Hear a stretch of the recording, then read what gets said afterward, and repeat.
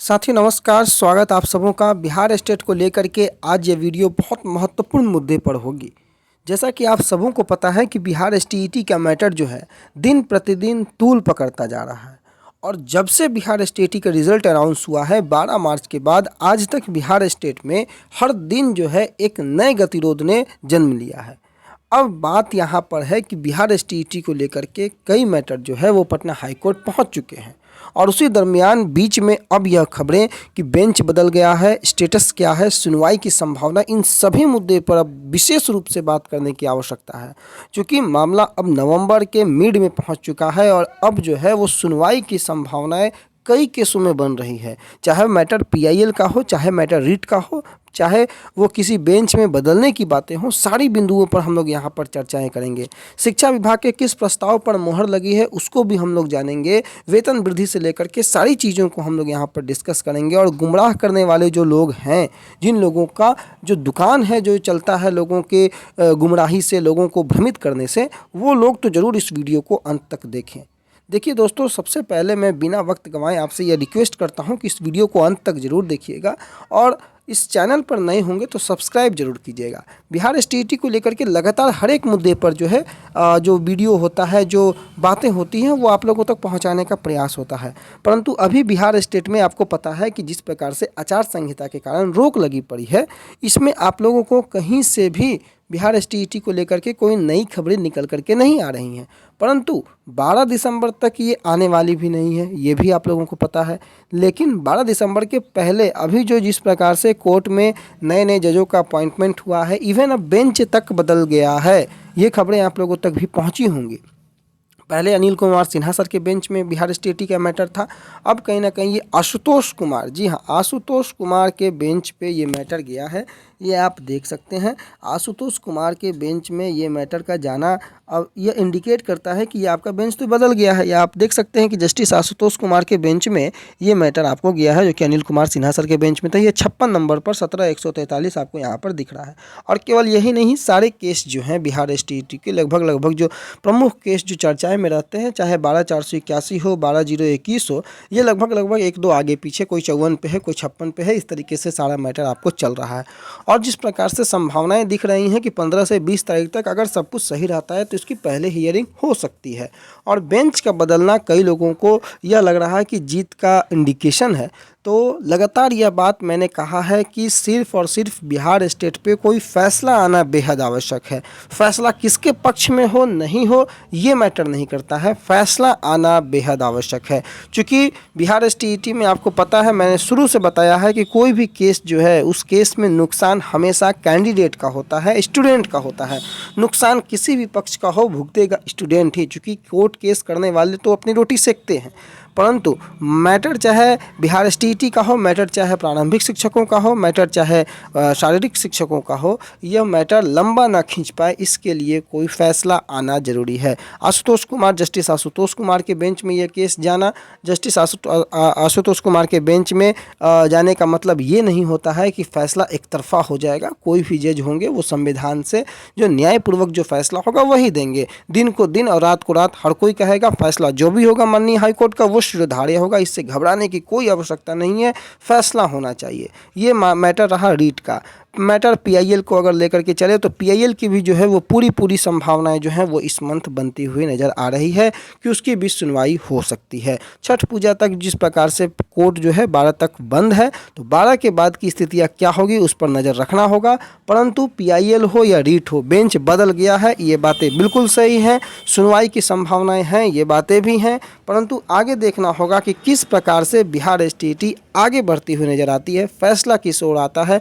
और फैसले का इंतजार लगभग 80,402 अभ्यर्थी कर रहे हैं। परंतु बेंच के बदलने से यह जो सारी प्रक्रियाएं हैं वो नहीं बदलती हैं। पिछले दिनों गुमराह करने वालों से मैंने जो कहा कि इस वीडियो को अंत तक आप सुने, याद होगा पिछले दिनों जिस प्रकार से मैंने आपको कहा था कि प्रधान सचिव जो है, यह सरकार जो है लगातार क्वालिफाई के पक्ष में है और उनके पक्ष में जो निर्णय आ चुका है एक बार, वो निर्णय नहीं पलटने वाला है।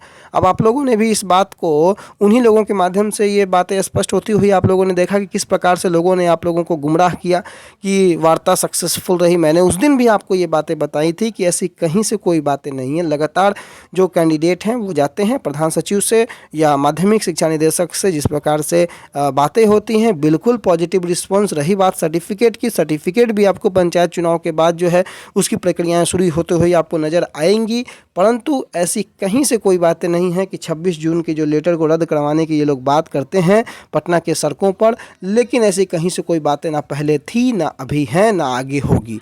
इसके लिए बिल्कुल निश्चिंत रहेंगे। दुनिया की कोई ताकत जो है वह कैंडिडेटों को सर्टिफिकेट मिलने से नहीं रोक सकती है। मैंने ये पहले भी कहा है, आज भी मैं ये कह रहा हूँ कि सभी को सर्टिफिकेट मिलेगा। हाँ, कई लोगों के माध्यम से जो असफल प्रयास होते हैं तो उनमें तो कोई रोक नहीं है। लोकतंत्र है, सभी लोगों को सफल असफल प्रयास करने का अधिकार है, वो एक अलग इशू है। परंतु जिस प्रकार से लोगों ने भ्रमित किया, बातें कुछ हुई, बताया जाता है कुछ बातें होती हैं। जिस प्रकार से मैंने आपको पहले भी कहा था कि सचिवालय में जाकर के आप मेरिट और नॉट मेरिट की जैसे ही जिक्र करेंगे वहाँ से आपको जो है अच्छी खासी जो बातें हैं, जो डांट है वो सुनने को मिल जाएंगी।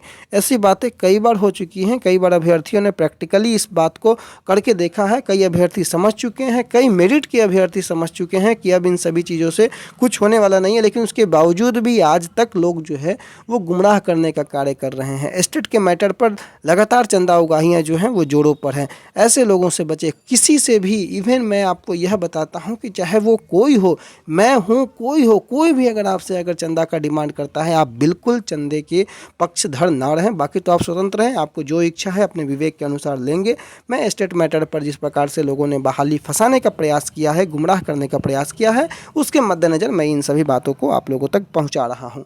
रही बात की आगे सुनवाई की, तो जैसे ही कोई सुनवाई होता है, कोई भी निर्णय आता है आप लोगों तक, चाहे वो किसी के भी पक्ष में हो, सबसे पहले बताने का प्रयास हमारा रहेगा। और देखना होगा कि पटना हाईकोर्ट किस ओर और किस तरीके से जो है वो निर्णय निकल करके आता है और अभ्यर्थी किस तरीके से आगे बढ़ते हुए नजर आते हैं। परंतु आज की अगर वस्तु स्थिति के बारे में चर्चा करें तो बिल्कुल क्वालिफाई के पक्ष में सरकार भी है। क्वालिफाई के पक्ष में ऑलरेडी 2-3 केस हो चुके हैं, इंटरवेन भी किया जा चुका है। 17,143 मैटर हो जिसमें कि नियमावली का उल्लेख करते हुए आगे बढ़ा गया है, चाहे वो इंटरवेनर हो 12/481 में। तो मैटर कुछ भी हो, सुनवाई में जब आएगा मैटर तो सारी चीज़ें स्पष्ट होती हुई नजर आएंगी, इसलिए घबराने की कोई आवश्यकता नहीं है। 12 दिसंबर तक जब प्रक्रियाएं आगे नहीं बढ़ रही हैं तो सुनवाई जरूर आगे बढ़ेगी, ऐसी पूरी उम्मीद है। और कोई नतीजा क्वालिफाई के फेवर में निकल करके आए, ऐसी भी पूरी संभावना नजर आ रही है। देखना होगा कि आगे ऊँट किस करवट बैठता है। परंतु अगली खबर की ओर अगर हम चलें तो 3.5 लाख शिक्षकों को मिलेगा बढ़ा हुआ वेतन, शिक्षा विभाग के प्रस्ताव पर मुहर, फाइनेंस डिपार्टमेंट से लौटी फाइल। राज्य के प्राथमिक विद्यालयों से लेकर के उच्च माध्यमिक विद्यालयों में जिस प्रकार से तकरीबन 3.5 लाख शिक्षकों में जो लाइब्रेरियन है, पुस्तकालय अध्यक्ष हैं, उनके मूल वेतन में 15% की वृद्धि के जो भुगतान का रास्ता जो है वो अब साफ हो गया है। मूल वेतन में 15% की वृद्धि का लाभ पंचायती राज और नगर निकाय शिक्षकों को 1 अप्रैल 2021 से मिलेगा और इससे संबंधित शिक्षा विभाग के प्रस्ताव पर वित्त विभाग की भी अब मुहर लग चुकी है। और सूत्रों से माने तो इसके संबंधित संचिका भी जो है शिक्षा विभाग को भेज दी गई है। और इधर वित्त विभाग के परामर्श के बाद इन सभी बिंदुओं का उल्लेख करते हुए शिक्षा विभाग के स्तर पर कार्रवाई की प्रक्रिया भी शुरू हो गई है। अब आगे जो है 1 अप्रैल 2021 से मूल वेतन में 15% की वृद्धि के जो फैसला कैबिनेट ने 18 अगस्त 2020 को ही लिया था, कैबिनेट की बैठक में नीतीश कुमार की अध्यक्षता में जो हुई थी, उस पर भी अब ये मुहर लगती हुई दिख रही है। और 15% वृद्धि का जो निर्णय लिया गया है, राज्य सरकार की हालांकि योजना थी कि पंचायती राज संस्थानों एवं नगर निकाय संस्थानों अंतर्गत शिक्षकों एवं पुस्तकालय अध्यक्षों के वेतन में गत वित्तीय वर्ष 2020-21 में ही वृद्धि की जाए, लेकिन चूंकि कोविड-19 आ गया, इस कारण से ये सारी प्रक्रियाएं ठप हो चुकी थी। परंतु अब इस पर मोहर लगती हुई दिख रही है और आगे जो है इन लोगों को 3.5 लाख शिक्षकों को जो है वेतन वृद्धि जो 15% का है वो मिलता हुआ नजर आएगा। तो इन सभी मुख्य बिंदुओं की ओर जो है ध्यान आकृष्ट करने का प्रयास इस वीडियो में, साथ ही साथ अनुपस्थित पाए गए 617 शिक्षकों का भी जो है वो वेतन कटने की बात यहाँ पर की गई है। जांच रिपोर्ट के आधार पर कार्रवाई संकुल संसाधन केंद्र से जो परिस्थितियां हैं उसके बाद भी मूल विद्यालयों में योगदान नहीं देने का मसला है और उसके कारण उनके वेतन को काटने का भी बातें यहाँ पर आपको आज के अखबारों ने दर्शाई है। तो जो मुख्य बिंदु आज के अखबारों ने शिक्षक बहाली से या शिक्षकों से संबंधित मुद्दे थे या कोर्ट केस से संबंधित मुद्दे थे, बिहार स्टेट से संबंधित मुद्दे थे, सभी बिंदुओं को 1 बाय 1 इसमें कवर करने का प्रयास किया गया। आगे भी कोई अपडेट आएगा सबसे पहले अपडेट करने का प्रयास आप लोगों के समक्ष किया जाएगा। धन्यवाद।